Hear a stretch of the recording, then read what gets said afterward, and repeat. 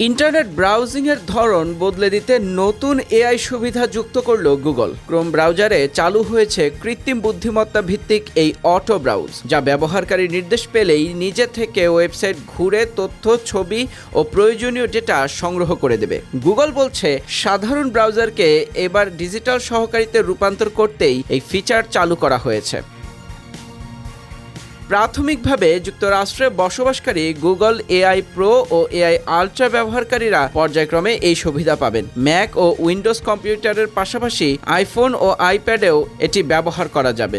তবে ব্যবহারকারীর বয়স হতে হবে কমপক্ষে 18 বছর এবং ডিভাইসে থাকতে হবে সর্বশেষ অপারেটিং সিস্টেম।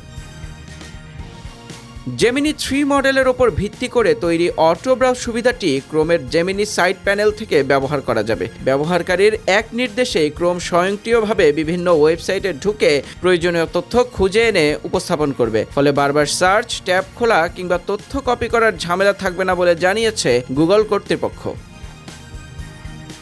এই অটো ব্রাউজের মধ্যে হোটেল বা ফ্লাইটের ভাড়া তুলনা, অনলাইন সাক্ষাৎকারের সময় নির্ধারণ, বড় ফর্ম পূরণ, কর সংক্রান্ত নথি সংগ্রহ, বিভিন্ন প্রতিষ্ঠানের কোটেশন নেওয়ার মতো সময় সাপেক্ষ কাজ নিজেই সম্পন্ন করবে ব্রাউজার। এমনকি বিল পরিশোধের তথ্য সংগ্রহ, অফিস খরচের হিসাব জমা, নিবন্ধন ব্যবস্থাপনা কিংবা ড্রাইভিং লাইসেন্স নবায়নের কাজেও এটি সহায়তা করবে।